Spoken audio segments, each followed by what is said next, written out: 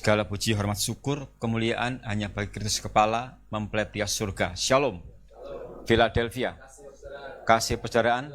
Ya, terima kasih untuk seluruh keluarga Sion yang sudah mendukung saat saya melayani di Bangkalan, Madura tadi pagi. Dan tadi sudah sampai di Surabaya jam 9:04, langsung persiapan lanjut lagi. Ya. Saya berbahagia sekali dan sangat menerima berkat. Berkat apa untuk saya? Ya, bisa menyampaikan firman, itu bagi saya berkat. Bisa berbagi firman pengajaran, itu bagi saya berkat. Karena saya meniru Yesus. Yohanes 4:34.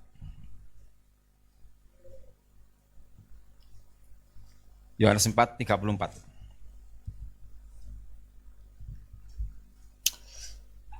Ini yang menjadi kesukaan saya, karena saya sangat diberkati.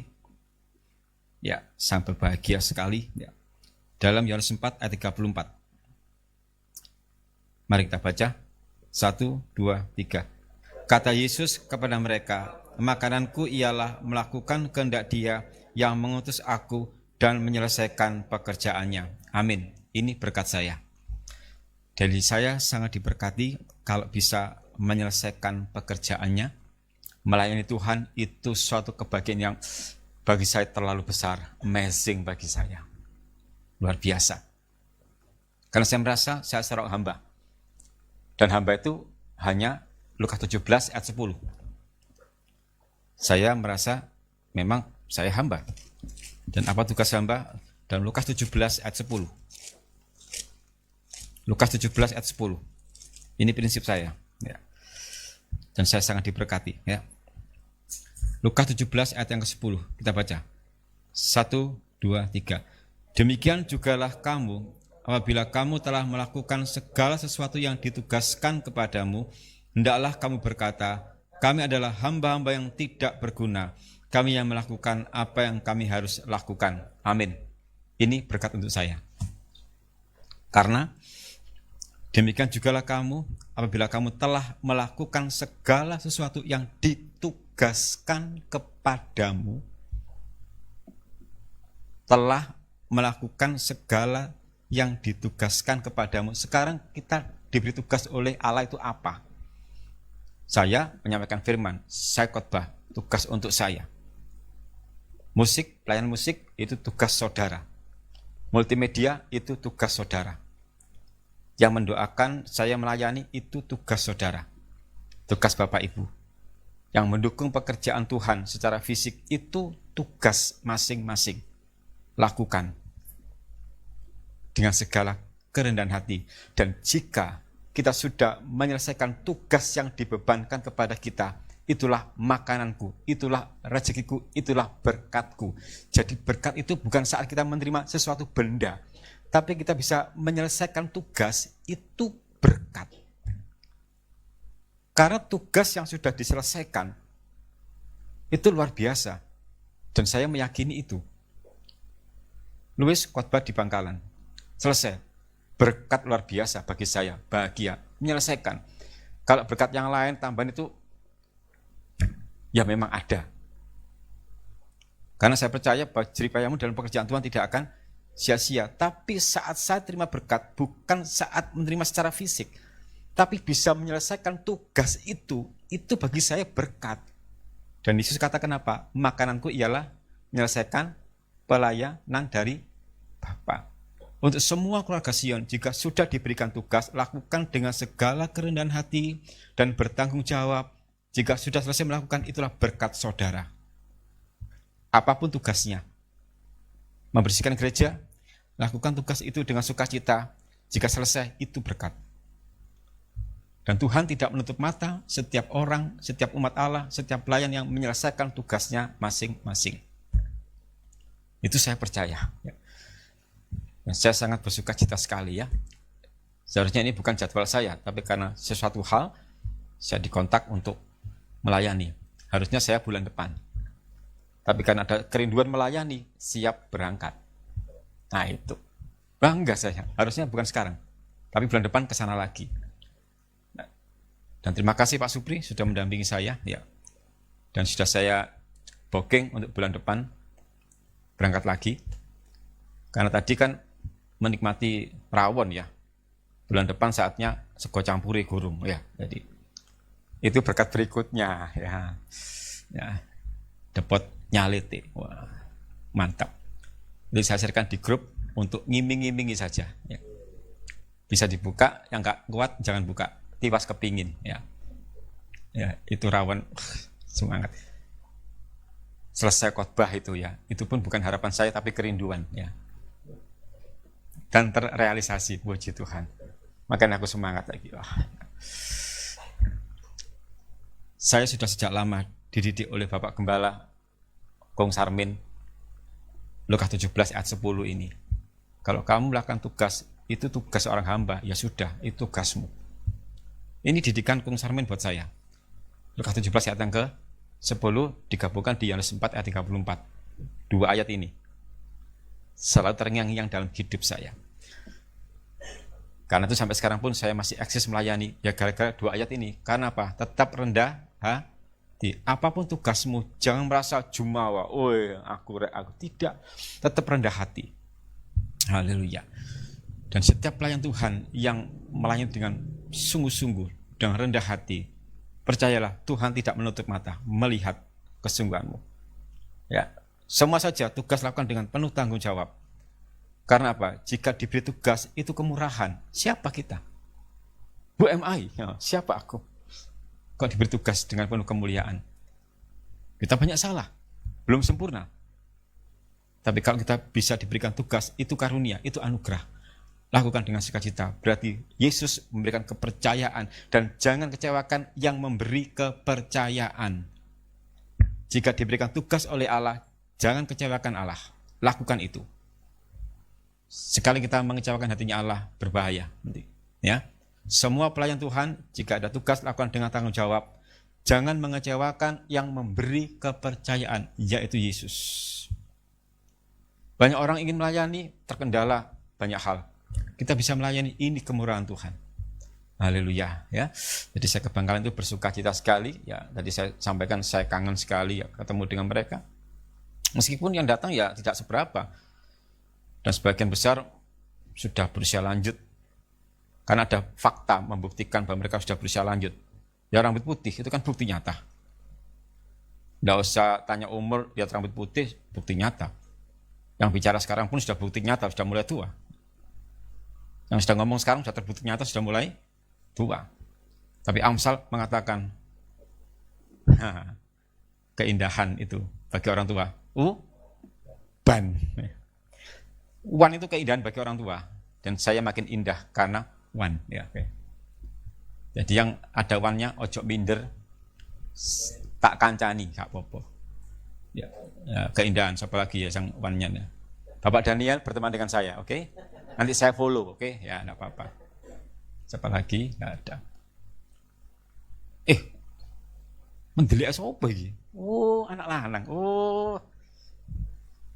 Yesaya. Tetangganya Yeremia. Di Alkitab maksudnya. Ini anak saya PGRI. Tahun berapa lulus? 2011 ya? 2017. Ini anak saya ya alumni PGRI 2017. Jujur tak kira Yanes tadi. Iya. Kan saya menghadap ke sini. Tak kira, Yanes. Wah, keren nang ngarep Yanes. Gak tahu hari ini. Oh, spesial kaum muda dia. Ya saya, terima kasih ya mengunjungi Bapak lagi. Sudah.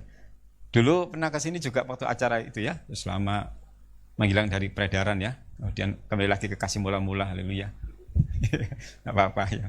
Ya ini anak saya jadi tahu bagaimana karakternya Pak Luis, tahu sudah. Ya. Haleluya. Oke. Dan pada pagi hari ini, menjelang siang dan agak mendung ini, jaga kondisi fisik kita, jaga jasmani, jaga rohani kita. Ini suasana ini membingungkan ini. Di luar redup, di dalam redup, bahaya banget. Bahaya. Di luar mendung, nanti ini adem, redup, bahaya. Tuhan kuatkan imanku untuk khotbah. Jangan di balkon, pertahankan semangatmu. Ada pengakuan. Tadi saya naik ke balkon tak kandani, ojo turu ya engkau khotbah. Oh ya sikat langsung. Tadi saya naik kan, ojo turu engkau khotbah, guyu. Tertawa itu ada dua macam, pengakuan, penyesalan.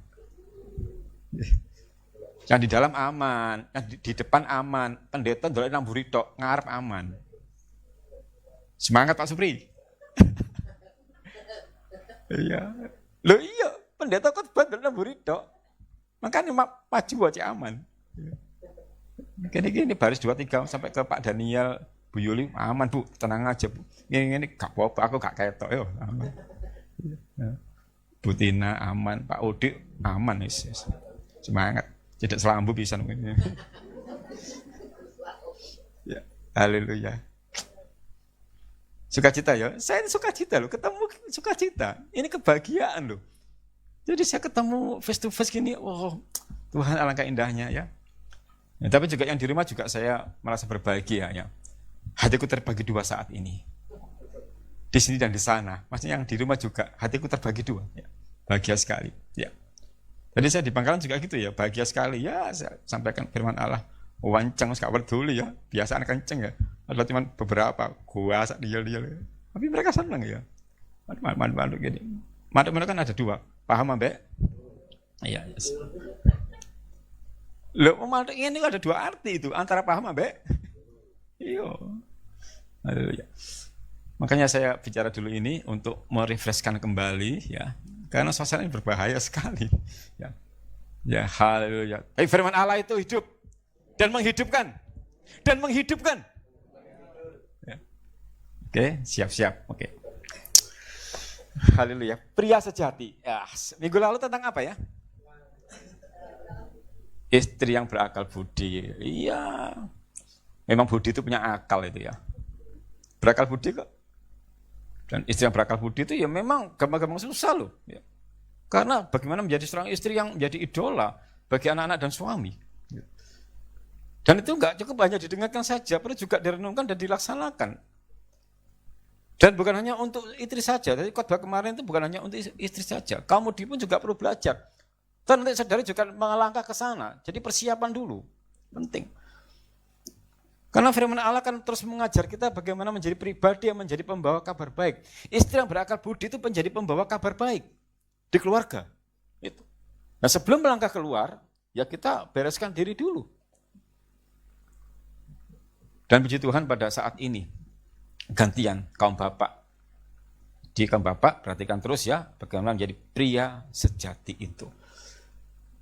Nah sekarang untuk istri, kaum wanita, bisa memperhatikan khotbah pada siang hari ini, dan ayatnya diingat-ingat, siapa tahu nanti kaum bapaknya lupa semuanya, karena kan kaum bapak kan hanya ingat tagihan-tagihan dan cicilan gitu kan.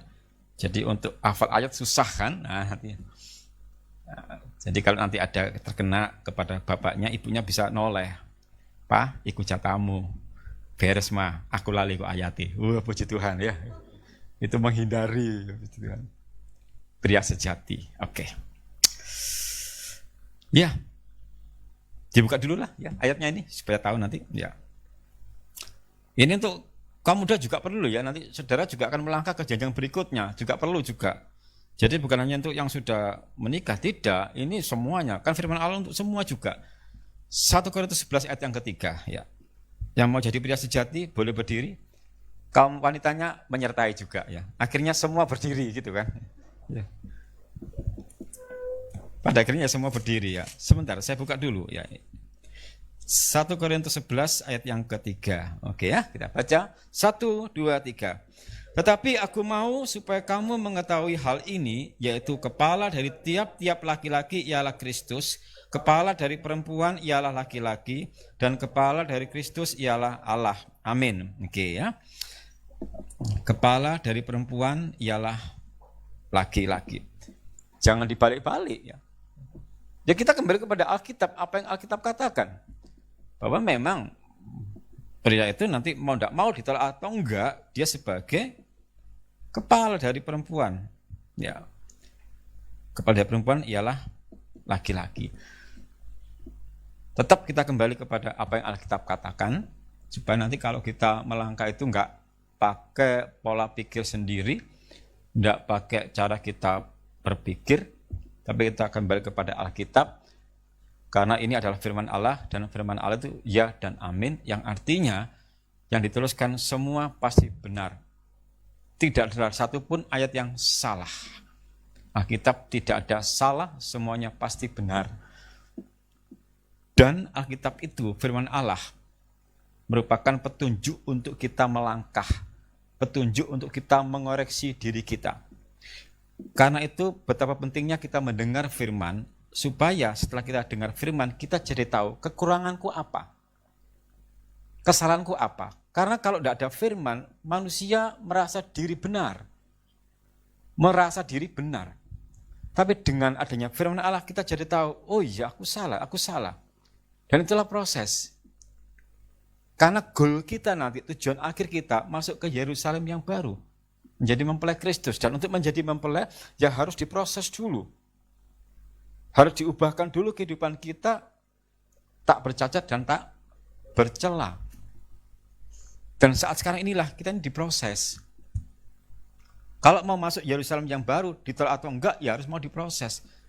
Dan namanya proses itu lama. Ibadah untuk menuju Yerusalem yang baru itu lama. Bisa belasan tahun. Memang tiap orang enggak sama ya. Waktunya ibadah itu berapa tahun. Tapi saat kita ibadah terima firman, itulah proses.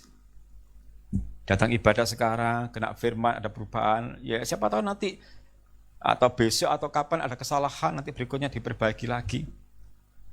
Dan selama belasan tahun kita ibadah, ya belasan tahun itu kita diproses. Tadi waktu khotbah di Bangkalan, saya tanya kepada Pak Rohan, yang gangguan mata itu ya, tadi juga menjadi pemimpin pujian, ya Pak Rohan. Saya tanya, Pak, berapa lama sudah ibadah? 40 tahun. Sudah 40 tahun. Saya masih jauh, saya masih berapa tahun? 40 tahun ibadah, dan selama 40 tahun itulah diproses terus. Kan setiap kali ibadah diproses. Rasanya belum ya, gak mari-mari proses. Ya selama kita bernafas itulah proses hidup, gak pernah selesai. Sampai nantinya kita akan masuk ke Yerusalem yang baru selesailah proses itu. 40 tahun itu Pak Rohan itu. Menjadi pemimpin pujian dengan kondisi mata yang tidak kelihatan, jalan dituntun ya. Tapi bersemangat memuji Tuhan. Jadi lagu persembahannya, tiuplah sangkakala, tiuplah sangkakala di Gunung Sion. Liriknya hafal, Pak Rohan. Hafal, ya. Tiuplah sangkakala, lagu persembahan. Ya. Di Gunung Sion. Keren sekali ya, puji Tuhan. Saya sangat terinspirasi sekali dan selalu berikan semangat Pak Rohan itu ya. Kalau saya kesana, nanti saya lihat orangnya datang, puji Tuhan, lega nang hati ya. Itu idola bagi saya ya. 40 tahun diproses. Nah, kita bagaimana?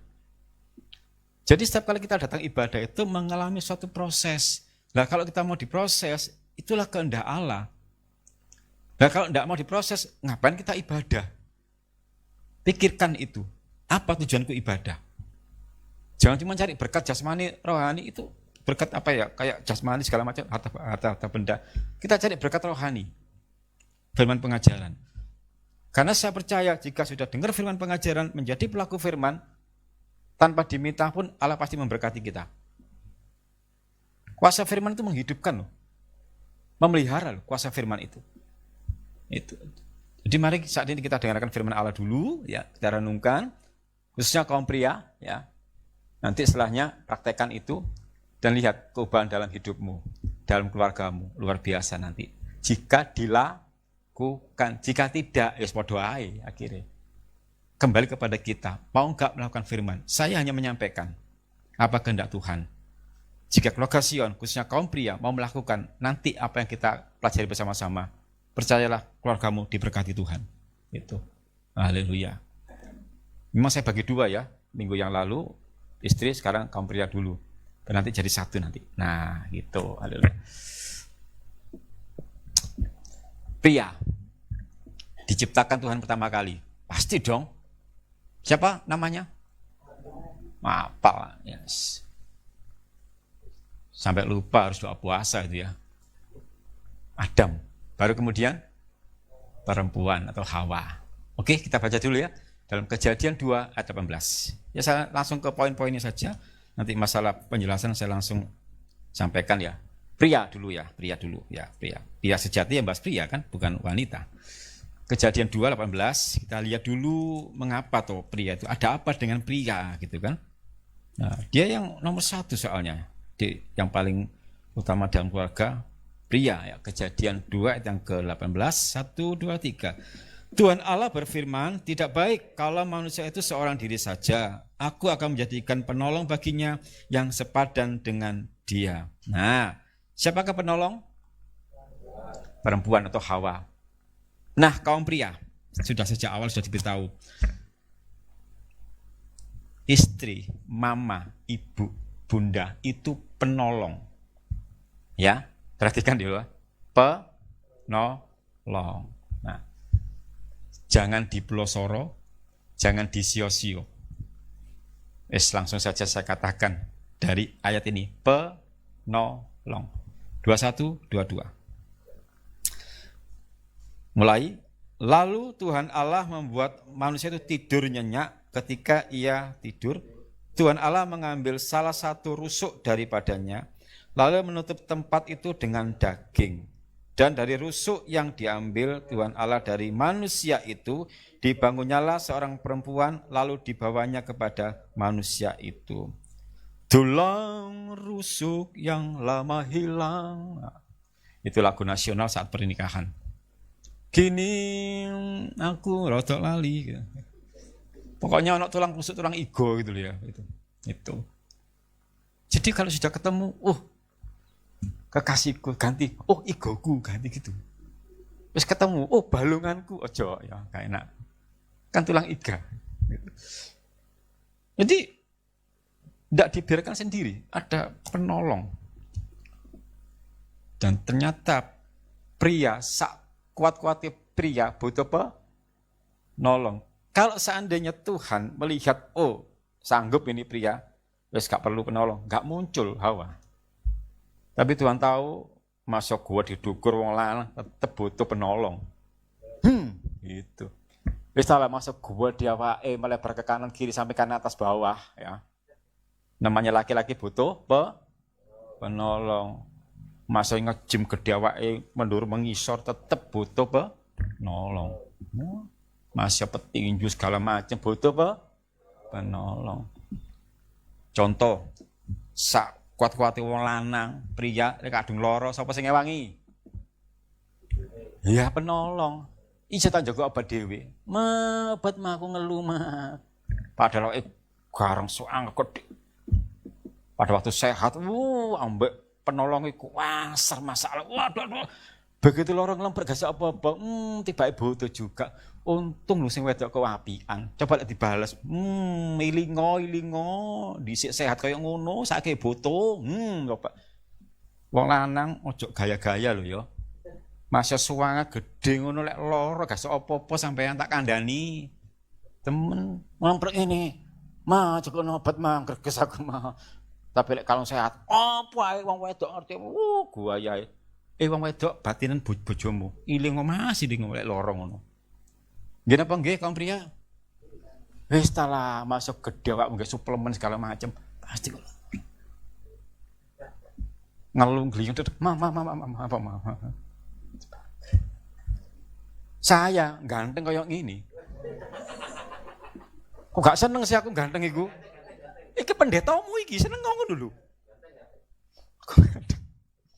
Masa ganteng ini perlu Mama Reni. Mama perlu sayangku. Sayangan istrimu. Kamu udah tak pameri foto waktu pertama kali saya ketemu. Wah, heboh. Wah. Ojo. Foto saya pertama kali sama istri saya itu tak simpen sampai sekarang. Waktu rambut panjang kaos merah itu. Tak simpen. Aku gak ada duit tak kedelok-delokan. Penyemangat hidupku coba. Mama semangatku sebelah kosong. Semangat tak simpen sampai sekarang. Iya. Coba kaum pria nyimpen foto istri enggak? Pak Supri nyimpen, Pak Odi nyimpan, sampai mbak begini nyimpan. Petiga diakon di sebelah itu, ya. Iya. Simpel ya. Cara sederhana untuk bisa menyatukan ikatan cinta kasih, ya banyak cara sih. Kalau saya pilih yang simpel-simpel aja, saya simpen foto. Ya, ya saat di pegri lagi banyak kerjaan, tak telok, tambah sumpek aku. Iya. Bentar ya, belum masih tenang aja lah, nggak khusus pulang tuh, adem-ademin lah pernah ngomong ya. Yang biasa sarung, turu, ya oke. Karena seorang pria, karena ini ya, saya dari dasar pria itu laki-laki butuh penolong gitu. Maksud saya banyak cerita seperti tadi itu untuk membangkitkan suatu pemahaman kepada kaum pria, kita butuh penolong. Tidak bisa seorang diri, karena sudah sejak awal Tuhan Allah tahu bahwa Adam itu butuh penolong. Ini saya sampaikan supaya ada pemahaman yang lebih kepada kaum pria untuk menghargai penolong. Itu maksud saya, kenapa saya uraikan berbagai macam cerita. Seperti yang tadi saya sampaikan ya, sekilas beberapa menit tadi itu.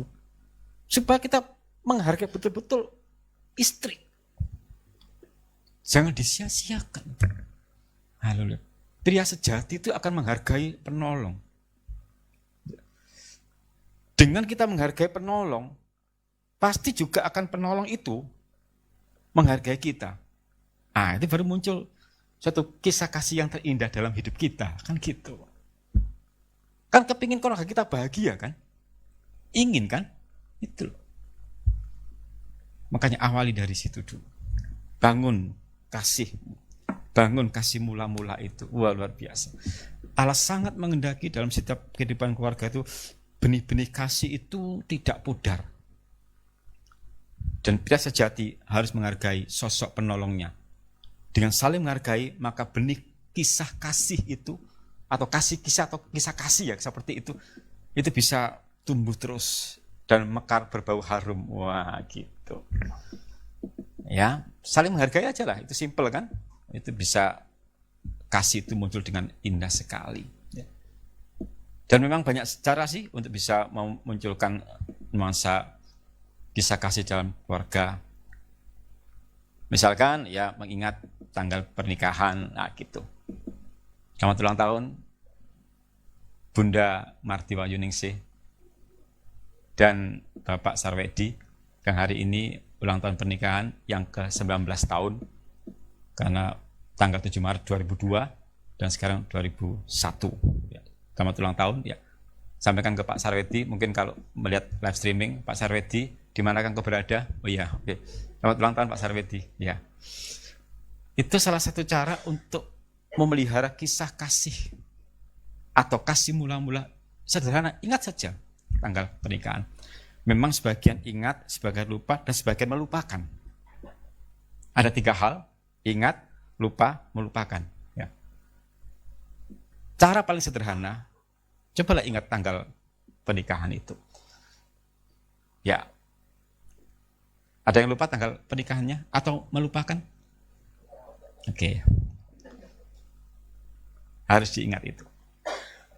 Ya, bukan untuk, wah kan masuk ingat aja bisa bahagia, kan berhala. Bukan masalah berhala atau tidak. Salah satu cara. Ya, saya beritahukan salah satu cara. Ya pasti cara yang paling benar dari firman pengajaran. Tapi salah satu cara mengingat tanggal pernikahan. Ya saling mengucapkanlah atau ajak makan kalau ada. Kalau nggak ada ya makan dewi-dewi kak apa, ditongani kak apa. Nggak masalah. Ya apa yang ada kan gitu. Haleluya. Saya ingin berdoa ya buat ini ya. Bu Marti Wayuningsih ya. Meskipun Pak Sarwedi ada di rumah ya Bunda ya. Atau di kerjaan. Atau di Jombang? Oh tidur, biasanya kok diceritani. Saya mau berdoa dulu. Kita berdoa dulu ya buat Bu Marti ya. Kita turunkan ke kepala dulu. Kita berdoa ya. Tuhan,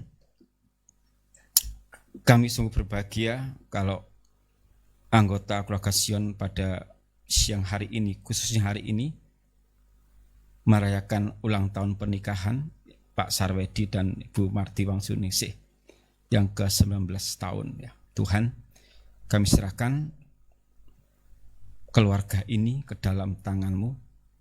Dalam proses berikutnya, dalam membangun mahligai rumah tangga, Tuhan tetap menyertai. Hamba tidak bisa berbuat apa-apa, hamba berdoa dengan sungguh-sungguh. Supaya Tuhan Yesus memberkati pernikahan ini. Dan juga bisa menjadi berkat bagi keluarga dan juga bagi saudara-saudara yang lain. Mohon berkat-Mu Tuhan untuk Pak Sarwedi dan Ibu Marti Wangsuningsih.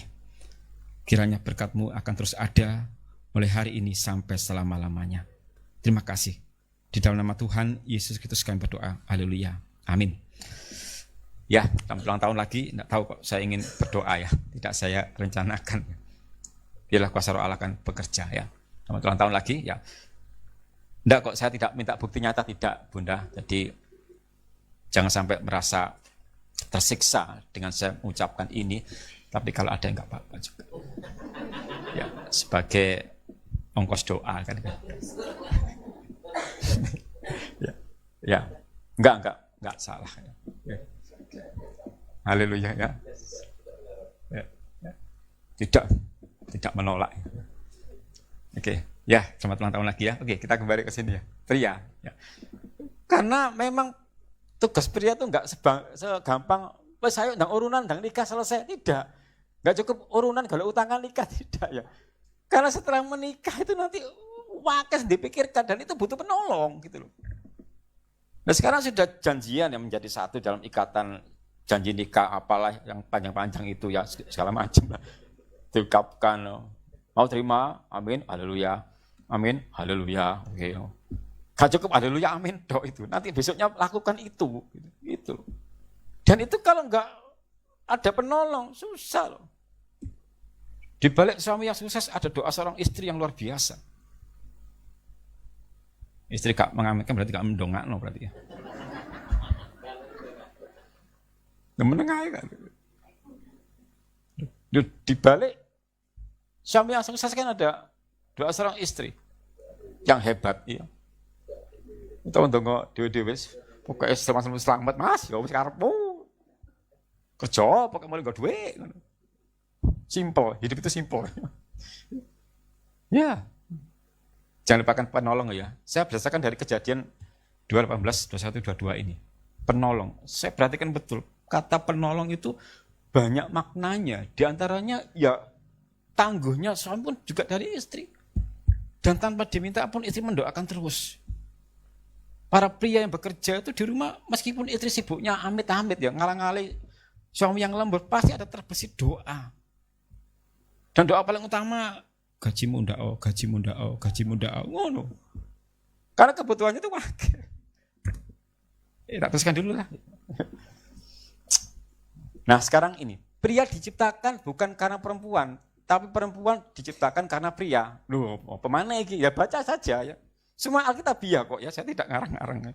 Ada di Alkitab semua, tenang saja ya. 1 Korintus 11 ya. Ayat 8 sampai 9 ya. Ini semua dari Rasul Paulus ya dalam suratnya di Jemaat Korintus. Kita baca 8 sampai 9 ya. Monggo 1 2 3. Sebab laki-laki tidak berasal dari perempuan, tetapi perempuan berasal dari laki-laki. Dan laki-laki tidak diciptakan karena perempuan, tetapi perempuan diciptakan karena laki-laki. Begini maksudnya. Penolong muncul karena ada siapa duluan? Laki-laki kan, Adam. Seandainya berandai-andai Adam enggak muncul, penolong enggak ono. Nah aku metu lapo ngono kan? Terus tak tolong sapa enggak ono kan gitu. Maka dikatakan penolong. Kata-kata penolong itu berarti ada yang ditolong. Lah kalau Adam enggak muncul, dah lapo Adam si Hawa muncul. Lah aku lapo lagi nih dhewean, sepi ngene balik maneh po ngono. Jadi kata-kata penolong itu berarti ada yang ditolong. Itu maksudnya. Nah karena laki-laki muncul, Tuhan tahu butuh penolong, muncullah dia. Oh, hai Adam, akulah penolongmu. Kok medeni sampean ngono? Ya. Kaum wanita sebagai penolong, berbahagialah kaum wanita. Ya, ibu-ibu semuanya kamu Andalah penolong. Bangga loh dengan kata penolong itu. Jadi harus all round. Nah, jadi kaum wanita yang berakal budi itu harus all round. Kabeh sikat, wah tandangi, kabeh tandangi. Tapi kaum pria aja jagakno, wong bojoku kuat ojo ya. Kok sakno ya. Penolong ya kerja sama dan sama-sama kerja. Tetapi bukan berarti pria lebih unggul, ini maksudnya. Meskipun itu muncul sebagai penolong, berarti pria nggak semena-mena, bukan lebih unggul. Karena saling mendukung, saling melengkapi, saling menolong. 11-12 ya.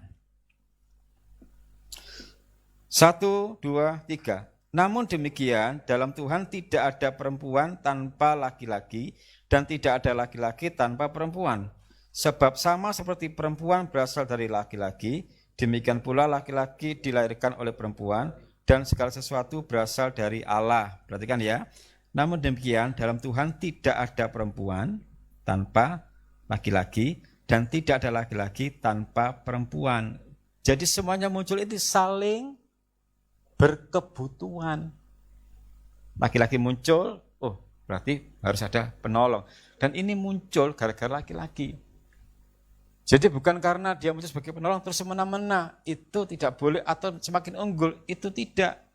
Allah enggak menghendaki kaum pria semena-mena terhadap penolong. Itu bukan kehendak Allah. Justru dengan munculnya penolong itu maka saling bekerja sama, sama-sama kerja sama dan sama-sama kerja, saling mendukung, saling menopang. Suami bekerja mencari nafkah, sang penolong mendoakan. Itu memang zaman sekarang ada suami yang bekerja di rumah karena online dan ibunya yang offline di luar. Ya tetap saling mendoakan. Kerjasama. Ini yang dikehendaki oleh Allah. Tidak sejati, tidak boleh semena-mena kepada istri. Para cowok juga, Yudsion juga, saudara tidak boleh semena-mena dengan pasangan saudara. Ojo dikalah-kalahno pacarmu iku. Yudsion, bagaimana? Apalagi barusan mendapat pasangan, ya jangan disia-siakan itu. Ya, apalagi yang sudah lama, jangan disia-siakan itu. Itu berkat Tuhan, itu karunia. Ya, jaga baik-baik, lindungi, sertai. Tidak perlu dilaminating, dijogo. Ya aman toh? Ya. Itu. Jangan semena-mena. Kaum pria semuanya saja jangan semena-mena kepada pasanganmu, kepada penolong. Ini juga untuk saya. Jadi saya sampaikan ini bukan saya egois, wah untuk yang lain saja aku enggak. Ini juga peringatan untuk saya juga supaya saya tidak semena-mena dengan istriku. Oke. Yang bernama Elizabeth Raini Cahyani. Raininya pakai I. Kalau enggak pakai I dia enggak mau. Raini duduk pakai I, re ini, iya re, ini. Re ini, bukan re itu, bukan re ini ya. Harus lengkap. Dan saya enggak pernah semena-mena ya. Coba tanya kepada istri saya, tidak pernah saya semena-mena. Lemah lembut dan penuh pengertian dan tidak sombong saya. Oh, gitu. Ya, gitu. Orang baik saya kalau makan ya di piring, ya, minum dari gelas, orang baik saya. Ya, saya tidak pernah makan pakai cowek, minum pakai ember, tidak pernah. Ya, haleluya. Monggo, kaum pria bersama saya juga kita menghargai penolong. Kaum pria siap? Wah, antar Pak Supri, cepet tanggap ya. Ini suami siaga ya, Bu ya. Suami siaga. Siap siaga. Ya, antar jaga, antar jemput juga. Iya, antar jemput. Haleluya. Puji Tuhan. Yuk, kita pada lagi ya. Ya. Ini masih 1/4, belum apa-apa ini. Ayat yang ketiga itu sudah kita baca, tapi kesimpulannya adalah pria kepala wanita. Kalau Rogasian mencermati judulnya, melihat judulnya itu hiasan kepala wanita. Atasnya itu, ya, hiasan kepala wanita. Jadi pria itu kepala wanita diciptakan menjadi pemimpin wanita. Penolong itu muncul setelah ada laki-laki. Jadi mau tidak mau, laki-laki sebagai pemimpin perempuan atau penolong. Meskipun toh sudah dituliskan sebagai penolong, sebagai pemimpin yang menolong tadi, pria, laki-laki tidak boleh semena-mena. Jadi penolong muncul karena ada pria. Otomatis ini sebagai pemimpin. Nah, kaum pria meskipun tahu sebagai pemimpin tidak boleh semena-mena. Harus menghormati, menghargai sosok penolong. Dan secara rohani, pemimpin di atas pria itu adalah Kristus. Jadi laki-laki pun pria juga punya pemimpin lagi. Matius 23 ayat 10. Matius 23 ayat yang ke-10. Ya.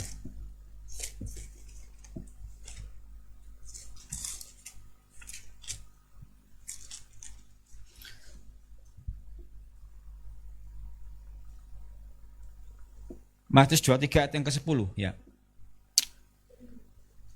1, 2, 3.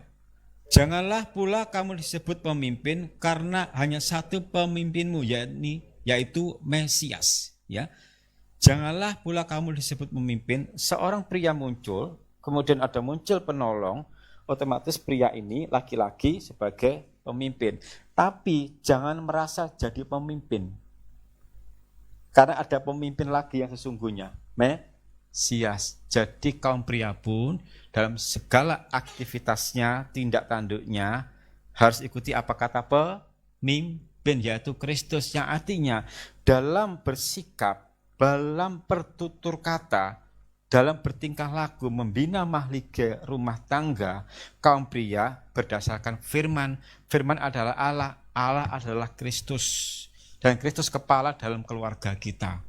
Jadi kaum pria tidak boleh semena-mena terhadap istri. Punya pemimpin. Kalau enggak karepe dhewe, ya sudah. Bagaimana nanti keluarga kita? Jadi ada pemimpinnya. Makanya kaum pria pun perlu ibadah, perlu dengar firman. Supaya setelah dengar firman itu, firman yang diterima oleh kaum pria, dia bisa menyalurkan kepada penolong. Dan nanti penolong kepada pengikut penolong. Siapa itu? Anak-anak itu pengikut penolong. Ya, maksudnya.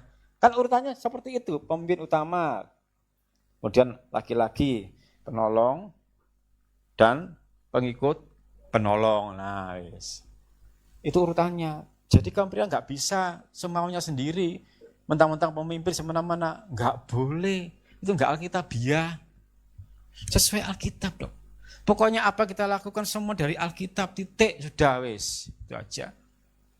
Tapi itu sebelum membangun mahligai rumah tangga itu mantapkan diri.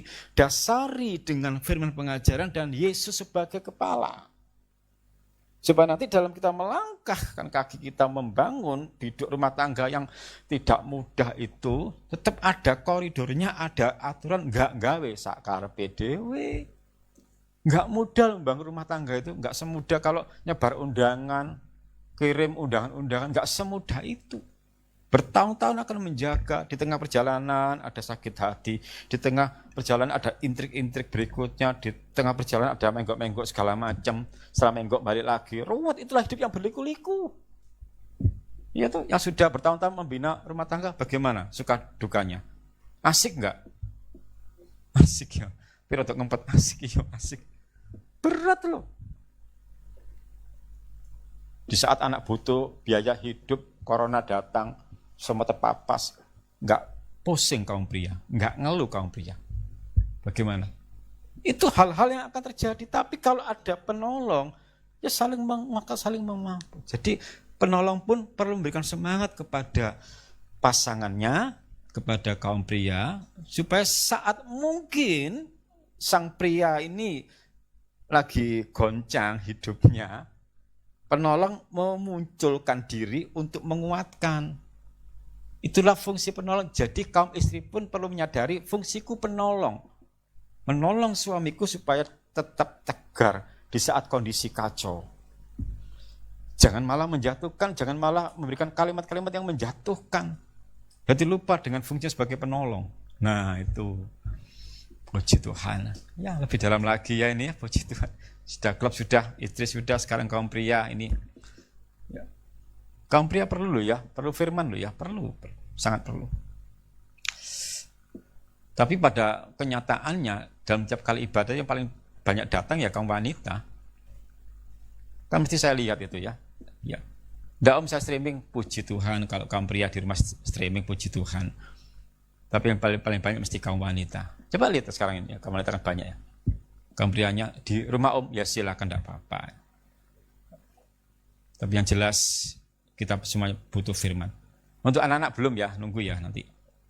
Supaya adil dong, ya. Ibu sudah, nah, bapak hari ini, ya jika Tuhan izinkan minggu depan ya. Minggu depan khusus anak-anak ya. Meskipun di rumah tetap saya sampaikan. Khusus untuk anak-anak ya saya sampaikan. Meskipun mereka di rumah bisa dengarkan, yang di gereja orang tua bisa melihat bagaimana untuk anak-anak nanti. Doakan ya untuk minggu depan ya, untuk anak-anak ya. Kalau saya lupa tolong di WA, om anak-anak, apa butuh, yo apa mangan, yo tak kirim ya. Oke ya, jadi minggu depan akan saya sampaikan untuk anak-anak. Semua Alkitabiah sudah ada, saya tinggal memberitahukan, saya tidak ngarang. Semua ayat sudah ada, saya tinggal mengambil, saya berikan, itu ya. Oke. Sikap pria sejati, jadi pemimpin. Tetap masih ayat yang ketiga. Tapi kita baca ulang saja ya, supaya lebih mantap. Karena setiap ayat yang dibaca ulang berulang akan semakin memantapkan ya. Semakin kita memahami, mengerti. Ayat yang ketiga ya, dalam 1 Korintus 11 ayat tema ya. 1, 2, 3.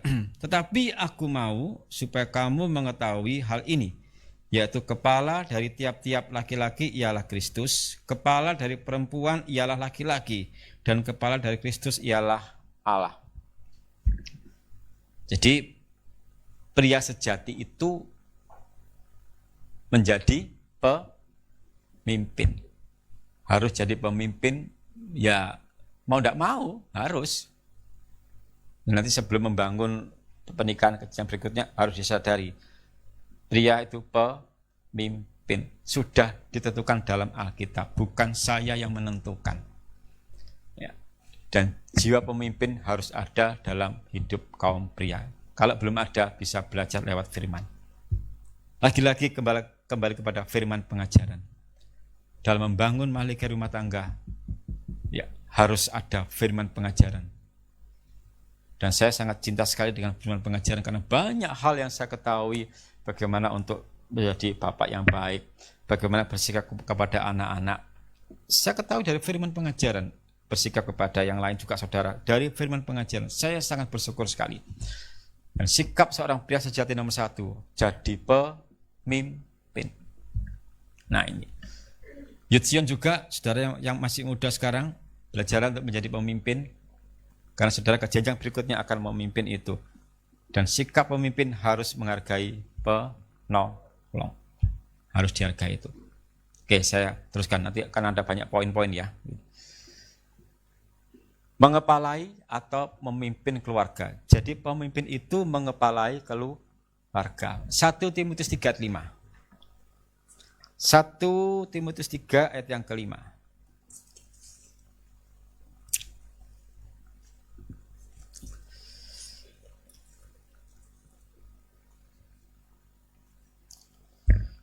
Ini langsung terkena kepada saya ini ya. Ya. Tidak apa-apa ya, puji Tuhan berkat saya ini. 1, 2, 3. Jikalau seorang tidak tahu mengepalai keluarganya sendiri, bagaimanakah ia dapat mengurus jemaat Allah? Tuhan terima kasih. Ini untuk siapa? Untuk saya. Untuk saya. Perhatikan loh kalimatnya.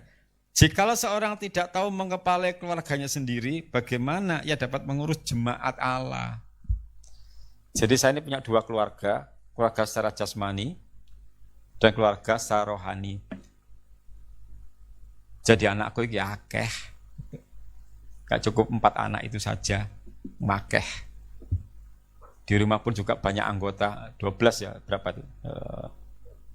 12 itu, makeh tuh, tambahin keluarga Zion. Loh ini loh. Jadi otak saya terbagi begitu banyak memikirkan, wah keren ya. Oh ini, ya bapak jasmani, bapak rohani. Bila diakoni sih. Lo ngakui enggak? Aku bapakmu. Gak ngaku, gak apa-apa, aku gak maksa kok. Gak apa-apa. Tapi mau enggak mau ya jadi bapak rohani lo, ya apa? Tuh. Jadi saya 2 lo. Makanya sampai ini makin ke belakang ini. Mikir aja lo. Dan tiap masalah-masalah sharing mau gak panas. Saking panasnya kan siji ucul. Iki mikir jemaat akeh nih. Siji ucul iki ya suri tek siji ucul. Puji Tuhan. Lho sing lugur kok gak sing putih. Sing warna ireng lho. Gak adil. Karepku lek aku ngene sing lugur iku sing putih ngono lho. Sing ireng. Gak adil. Mana keadilanmu rambut gitu kan. Panas. Mikir itu. Tapi karena sukacita ya dilakoni. Jadi ini ayat langsung. Pria sejati itu bisa memimpin keluarga. Nah. Sekarang secara jasmani. Seorang pemimpin secara jasmani di pekerjaan. Kalau saudara bisa memimpin keluarga dengan baik, maka jika ditugaskan jadi pemimpin di perusahaan, bisa baik juga. Misalkan jadi manajer, supervisor, kan memimpin sama saja dengan anggota yang lebih banyak. Kalau saudara bisa memimpin keluarga, mau tidak mau sikap itu terbawa kepada pemimpin secara jasmani. Itu. Tapi kadang-kadang terbalik. Perusahaan lu lancar, rumah tangga korat-karit.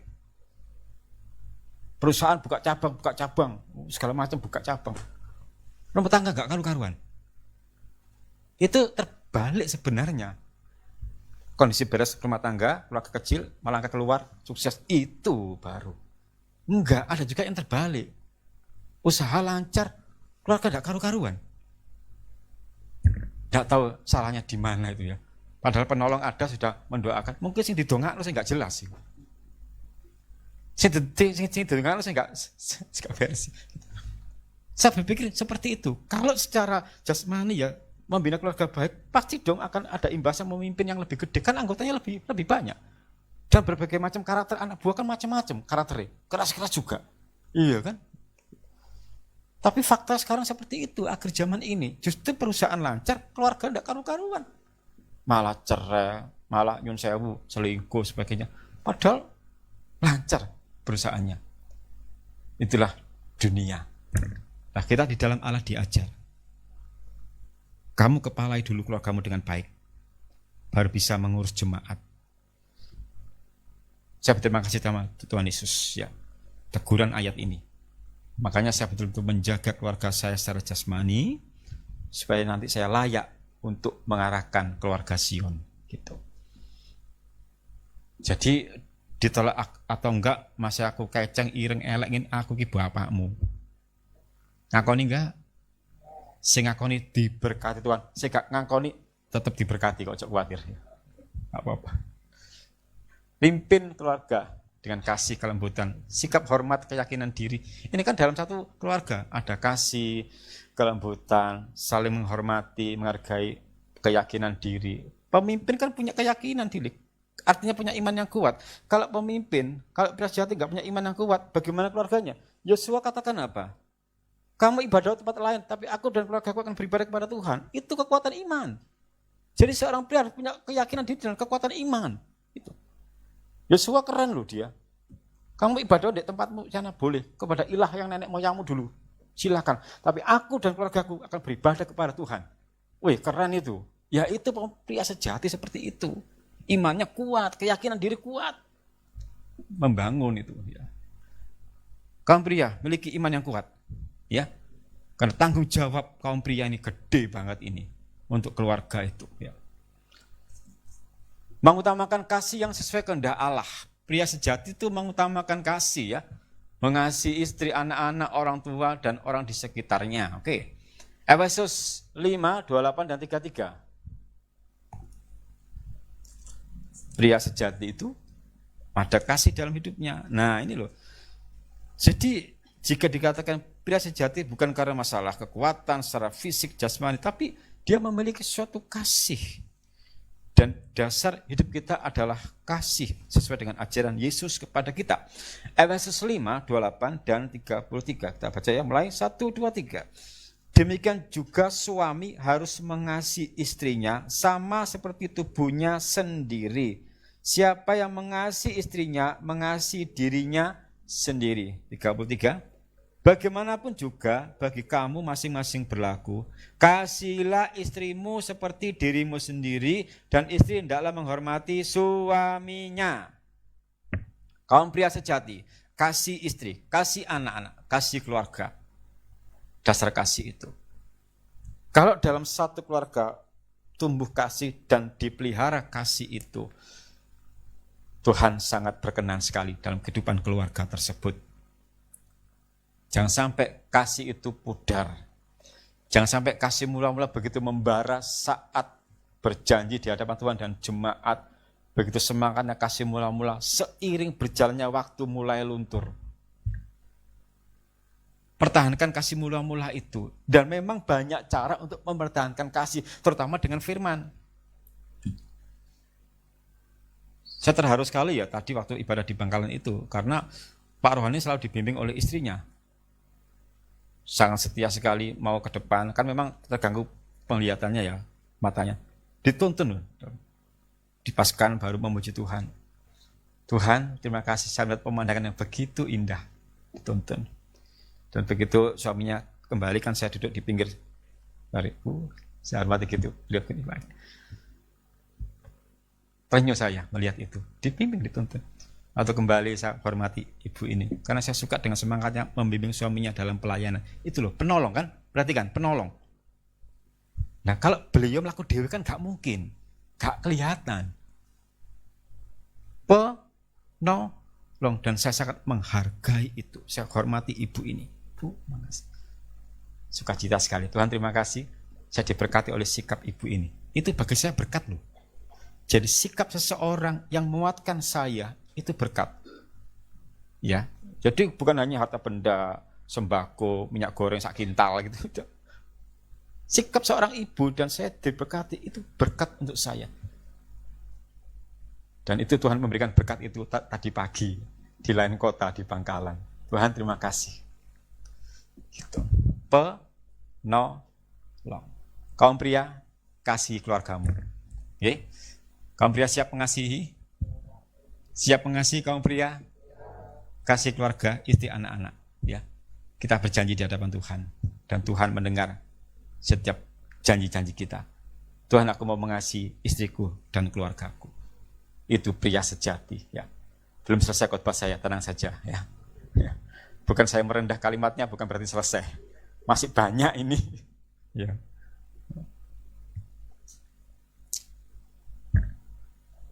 Kaum pria harus mendoakan. Gimana mendoakan, Om? Aku gak tahu berdoa dewe. Aku ditongakno. Doakan itu. Ayo mendoakan loh. Ayo dibaca dulu.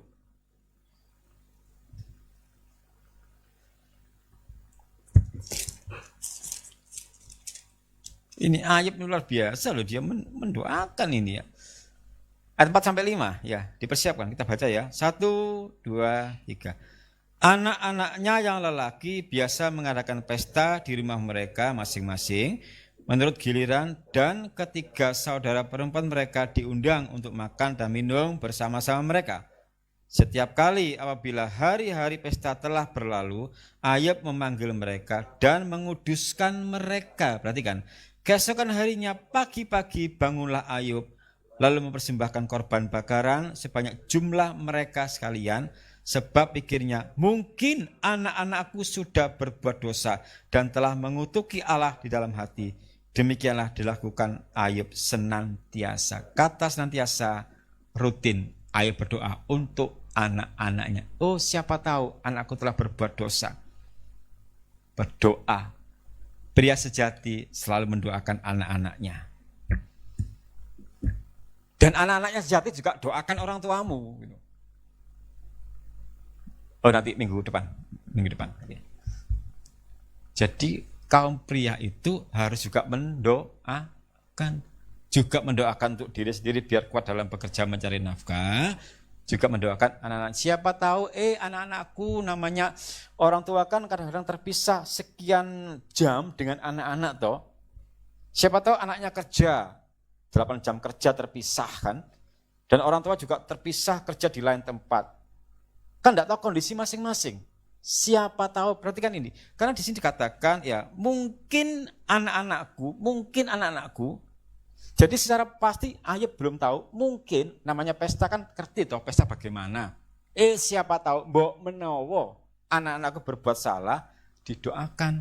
Nah orang tua juga, kaum pria sejati juga, doakan anak-anak kita. Siapa tahu tuh di tempat kerjanya dia berbuat yang tidak baik. Kita secara jasmani tidak ngerti, tapi kita doakan terus. Jadi kaum bapak pun harus senantiasa mendoakan anak-anak. Demikianlah dilakukan Ayub senantiasa. Kaum pria doakan anak-anak kita senantiasa. Sangat dan harus mendoakan anak-anak kita. Pertumbuhan anak-anak enggak terlepas dari doa orang tua.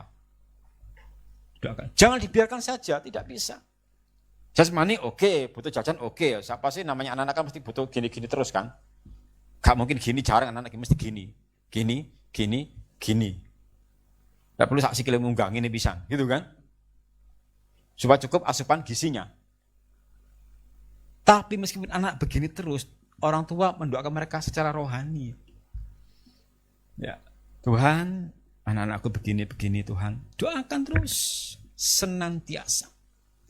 Wah, keren Ayub ini ya. Ya luar biasa sekali bisa mendoakan anak-anaknya. Ya. Dan doa itu penting.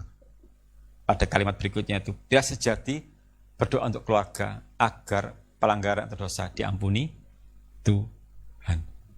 Peran seorang pria tidak hanya mencari nafkah, harus berjuang dalam kepemimpinan baik jasmani maupun rohani. Berat ya seorang pria. Ya, Yud Sion, saudara yang mau menikah, pikirkan baik-baik. Saudara terima ucapan bahagia sedinotok. Bahagia. Dan tambah bahagia kalau amplopnya gede itu kan. Bobo. Berikutnya baru mikir, wah bayar listrik, bayar banyu. Waduh, menisuk masa opo yo, awan tek kabeh, aduh opo. Umbambane akeh gosokane, ate gosok-gosokane gak ono nanti mau kok. Wah, gak cukup sedina mek goyang-guyung gayu merenggut langsung. Kan apa-apa ya apa iki? Loh, bagiamu sedina tok iku, salaman tok. Meneh wis mikir iku. Aduh, opo iki? Coba. Jadi berbahagia silakan, tapi ingat langkah berikutnya. Malah biar terbuka. Waduh, lah kok ngene. Ya terus kadung diniati kok, ya sudah. Makanya butuh penolong. Oke. Masih yang ketiga, ini keempat. Kaum pria punya tugas mendidik istri dan anak bertanggung jawab mengajarkan firman Tuhan. Bukan sebatas teori saja untuk mengajar firman Tuhan, harus ada bukti nyata lewat tindakan. Karena keteladanan itu lebih bermakna dari sekedar ucapan. Keteladanan itu lebih utama, lebih gampang diserap dari sekadar ucapan. Anak-anak niru tingkah laku orang tua. Makanya orang tua harus jaga baik-baik sikapnya di depan anak-anak. Kaum pria juga. Kalau hari ini kaum pria, ya pria sejati, harus jaga sikap baik-baik bagaimana di depan anak-anak. Pasti akan terekam oleh anak-anak sikap kita. Kita baca dulu ya, Ulangan 6-9. Mengapa katakan ulangan? Karena diulang-ulang terus ya. Ulangan 6 ayat 6-9 ya.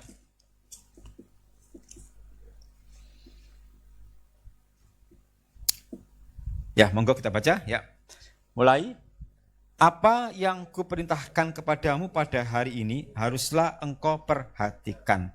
Haruslah engkau mengajarkannya berulang-ulang kepada anak-anakmu dan membicarakannya apabila engkau duduk di rumahmu, apabila engkau sedang dalam perjalanan, apabila engkau berbaring, dan apabila engkau bangun. Haruslah juga engkau mengikatkannya sebagai tanda pada tanganmu, dan haruslah itu menjadi lambang di dahimu. Dan haruslah engkau menuliskannya pada tiang pintu rumahmu dan pada pintu gerbangmu. Maksudnya bukan tiap pintu gerbang ditulis ayat kabeh, tidak. Kalau tiap cakap omat tulis ayat kabeh tidak, kesimpulannya ajarkan dengan berulang-ulang. Nah, kata-kata berulang-ulang lewat sikap hidup kita yang baik sesuai firman, kita mengajarkan firman berulang-ulang. Lagi saya sampaikan bahwa keteladanan itu lebih bermakna dari sekadar ucapan. Ucapan sekian banyak, berapa persen yang ditangkap oleh anak-anak? Tapi jika sikap kita secara langsung live ya, anak niru, papa kok begini, aku tak niru gitu. Jadi kaum pria yang sejati, pria sejati, tunjukkan sikap yang baik, bukan sekadar teori. Praktekkan langsung dan anak-anak pasti niru. Tugas pria sejati. Ya. Hari ini terima firman, nanti siang, besok lakukan. Lihat kebahagiaan anak-anak kita. Papaku berubah, rek. Keren. Loh, bahagiakan anak-anak kita loh. Papaku keren ya. Pak kok bisa gitu, Bayu? Waduh. Pak kok enggak pernah marah? Yo. Kadang-kadang yo marah juga, tapi kan enggak harus diungkapkan itu. Ada yang tanya, Papa kok enggak pernah marah gitu. Marah kok dijaluk ya. Tak marah temen bingung. Oh, ojo Pak. Lho lah iya. Dia takon tak jawab ngono, ya apa? Papa kok enggak pernah marah? Yo ada, Papa yo pernah juga marah tapi yo jarang-jarang lah. Kadang-kadang pas kepingin naik gitu kan. Marah kepingin. Kepingin marah. Terus sekarang saya kalau marah yang dimarahi sapa gak ono juga. Ya kan? Terus nanti kalau saya marah-marah juga saya rugi sendiri. Aku gak marah wis kuru kok ngene. Ndak ada marah-marah tambah entek awakku kan. Marah kan mengurangi energi. Wong bengok itu kan energi gede tuh. Nah sekarang sini saya bengok, ini energi berkurang banyak ini. Makanya aku ngelak, saya tak ngombe sih. Ya.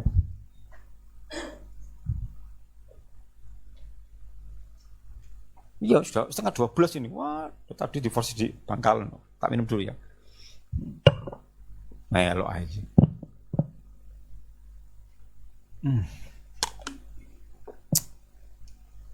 Sip. Yang di live streaming cek kepingin KB ya, apa-apa. Haleluya. Terima kasih yang sudah menyediakan, diberkati Tuhan. Ya. Mbok sapa sing nyediakno nomor ngono.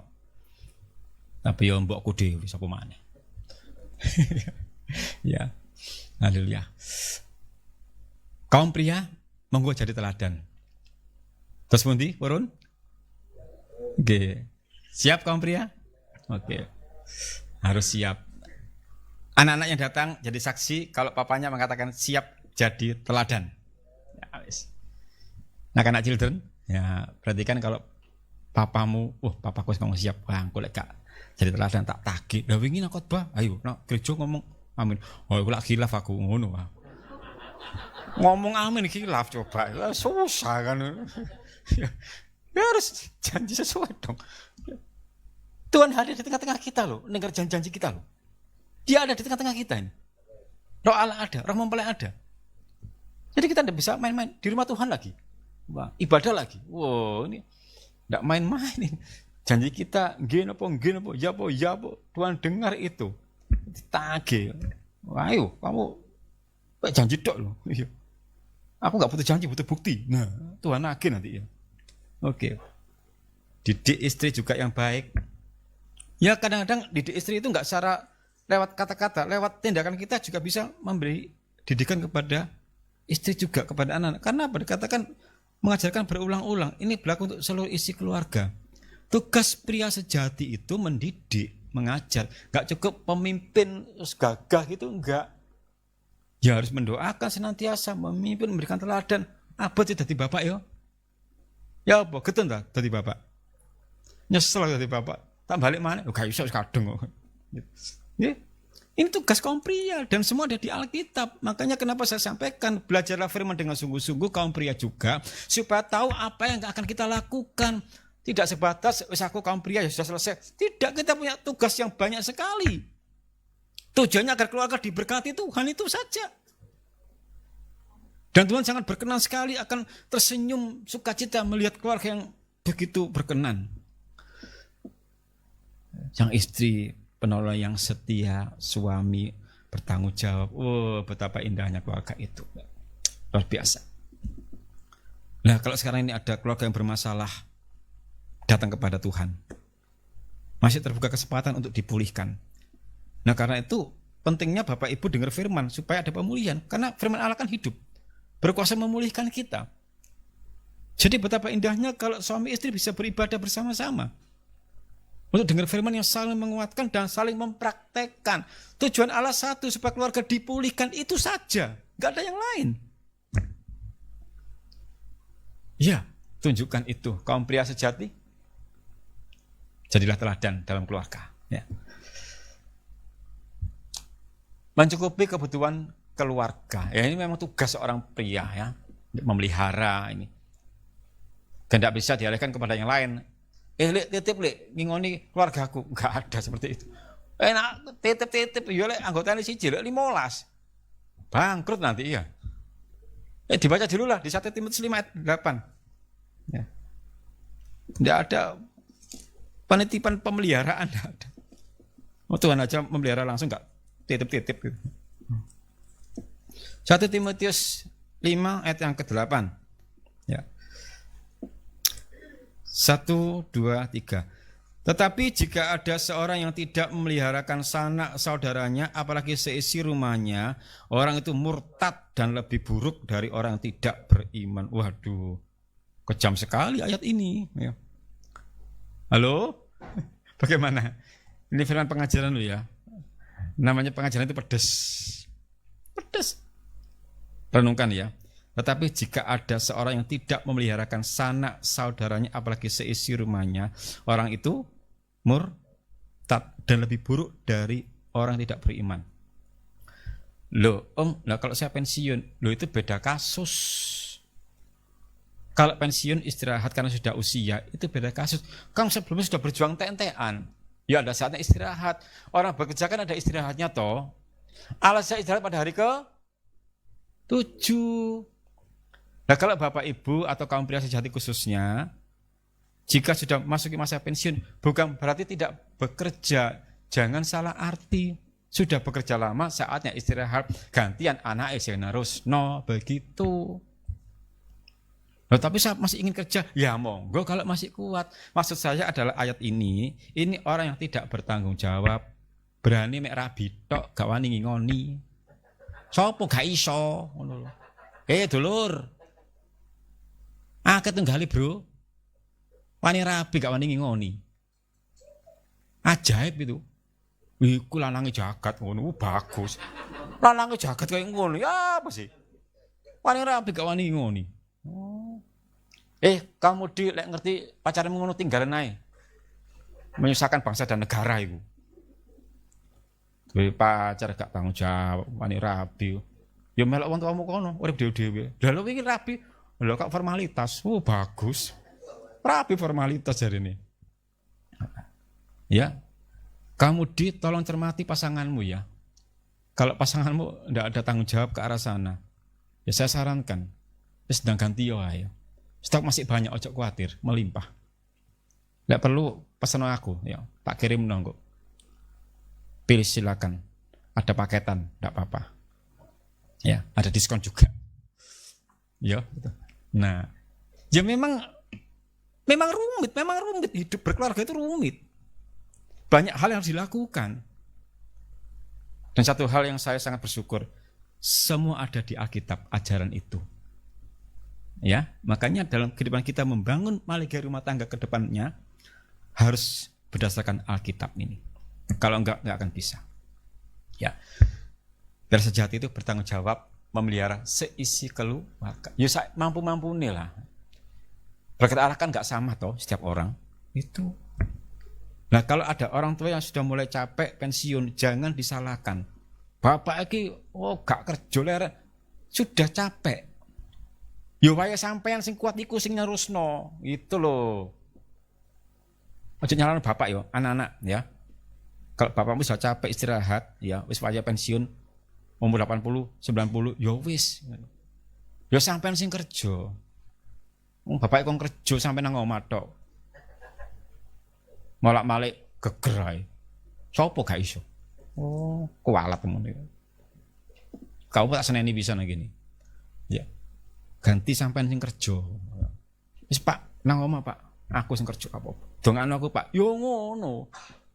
Yo le, aku koyo Ayub tak dongakno le. Ngono lho. Bapake dadi jenenge Ayub, ganti jeneng. Yo.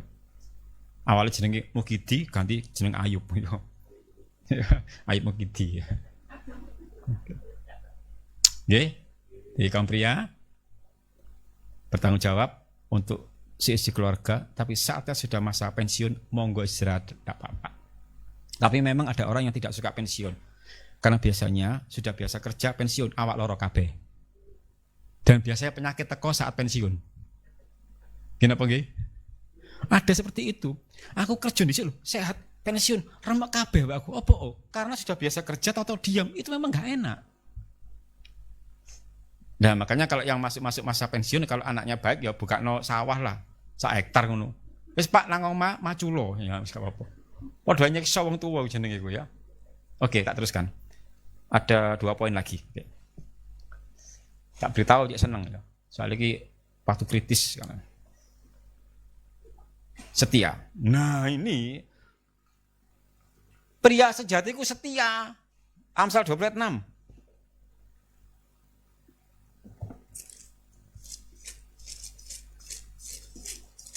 Amsal 20 ayat yang ke-6 ya. Ayo kita baca ya. 1, 2, 3. Banyak orang menyebut diri baik hati, tetapi orang yang setia, siapakah menemukannya? Pria sejati harus setia. Memang untuk setia itu banyak pergumulan. Apalagi pria sejati yang kerjanya di luar. Ya maaf. Godaan begitu banyak menggelora. Hawi. Terus eling nang omah kok waduh ya. Waduh. Halo, setia nggih? Langsung daris ngono lho. Tapi gak didol eman-eman rezeki ngono.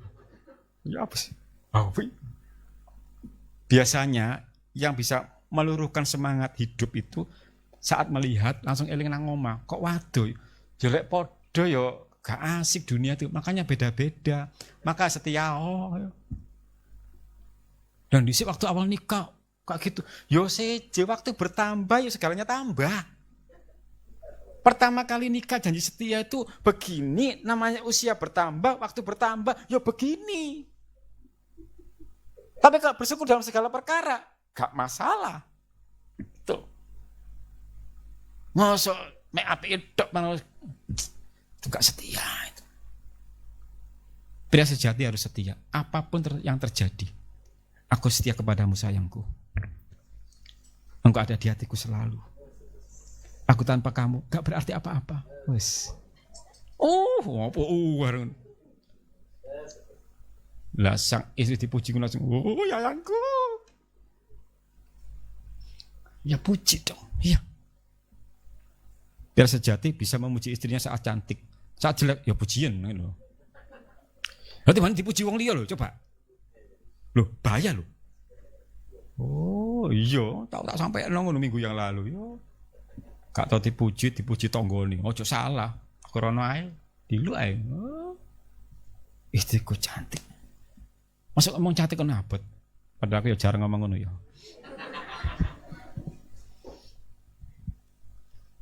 Oh tapi dalam hati aku melihat istriku, gitu Pak.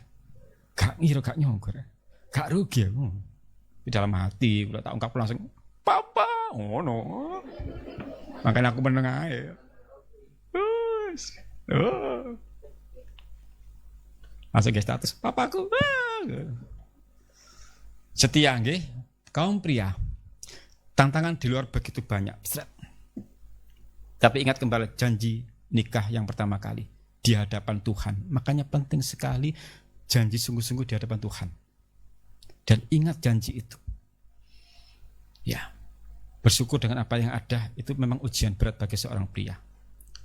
Makanya penolong selalu mendoakan supaya pasangannya itu, suaminya, pria itu tetap bersikap yang baik. Apalagi banyak pekerjaan di luar. Ya maaf, kan banyak di luar tuh segala macam lah pokoknya. Tahu ya itu. Doakan ya. Dan suami yang setia akan selalu teringat, istriku menanti dengan setia. Aku tidak ingin mengecewakan rasa percaya yang sudah diberikan kepadaku. Saling percaya dan mempercayai itu modal yang sangat kuat.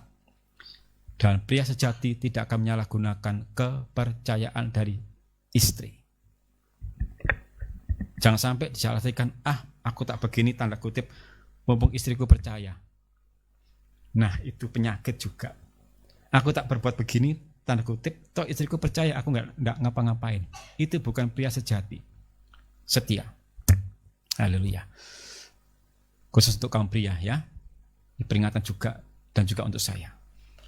Saya juga belajar setia. Saya pergi kemana saja, melayani kemana saja, aman bersama Tuhan. Selalu ingat istriku di rumah menanti. Menanti dengan harap-harap. Alah apa? Oh no. Ya Allah yang nudut tiba. Haleluya. Kaum pria sejati mau setia. Itu. Ya, haleluya. Itu Tuhan senang itu. Ya iki. Anakku yang luar biasa. Tak berkati kerja apa? Tak berkati. Apa? Setia. Loh, ya. Tuhan ini sama suami yang setia itu. Percayalah. Nggak akan kekurangan. Rezeki kono terus. Karena apa? Setia. Yang ketujuh sekarang. Angka sempurna. Bersyukur selalu. Kaum pria yang sejati itu selalu bersyukur. Apapun yang diterima saat ini tetap bersyukur dalam segala perkara. Ibrani 13:15 untuk mengunci, mengakhiri firman Allah pada siang hari ini. Haleluya. Kaum pria, haleluya. Haleluya. Kami ibu, kan mana om? Ojo ya. Wes mari cukup ya. Ibrani 13 ya. Haleluya. Ayat 15. Ya, bersyukur sekali untuk kaum pria supaya diberkati Tuhan jadi pria sejati. Ayat yang ke-15 ya. Kita baca. Mulai. Sebab itu marilah kita oleh Dia senantiasa mempersembahkan korban syukur kepada Allah, yaitu ucapan bibir yang memuliakan namanya. Kaum pria sejati selalu mempersembahkan korban syukur atau ucapan syukur. Dalam keadaan situasi yang kurang baik, kurang nyaman, tetap bersyukur. Tuhan, kalau keadaanku saat ini, aku bersyukur, tapi tetap mohon pimpinanmu Tuhan. Jangan melepaskan diri dari kasih Tuhan. Ayub, keadaan susah, menderita sangat luar biasa.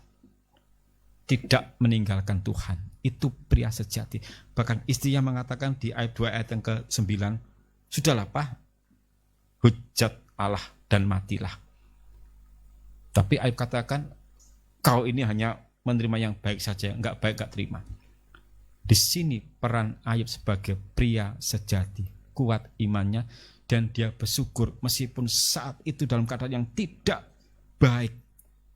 Dan kuasa ucapan syukur adalah kekuatan dalam diri, ada damai sejahtera, dan Allah memelihara hidup orang yang bersyukur dalam segala perkara.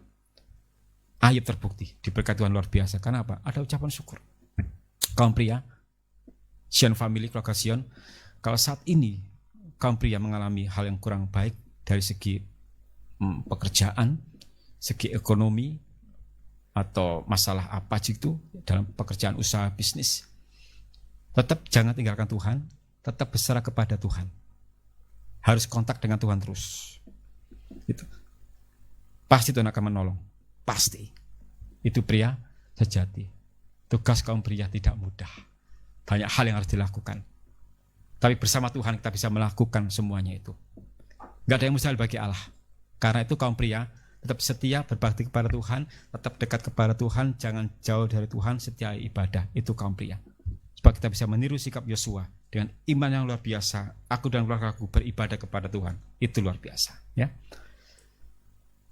Jadilah pria sejati yang bisa memberkati. Sekian firman Allah pada siang hari ini. Kita sangat diberkati. Kalau minggu lalu sudah istri yang berakal budi, sekarang ini pria sejati. Suami, istri, suami saling menghargai, saling menolong. Dan semuanya setia dalam menerima firman pengajaran. Ini sangat penting sekali. Betapa perlunya, betapa pentingnya bahwa dalam satu keluarga, terutama papa dan mama, suami istri, bisa menerima berkat firman pengajaran dan bisa mempraktekkan dalam hidup sehari-hari. Supaya perjalanan hidup keluarga itu diberkati Tuhan. Dan kita bisa menjadi satu keluarga Allah.